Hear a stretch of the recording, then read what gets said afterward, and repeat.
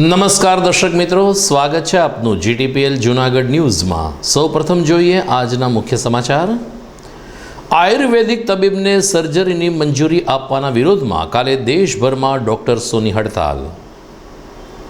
950 કરોડને ખર્ચે બનનાર નવા સંસદ ભવનનું ભૂમિપૂજન કરતા મોદી। 5.5 કરોડનું દેવું ચડી જતા મહાનગરપાલિકાની સ્ટ્રીટ લાઇટ અને પાણીના કનેક્શન કપાઈ શકે છે। મહાનગરપાલિકા દ્વારા ટેન્ડર પ્રક્રિયા વગર જ ડિવાઈડર ઉપર પોલ ઊભા કરવાની કામગીરી શરૂ કરી દેવાતા ઉચ્ચ કક્ષાએ રજૂઆત।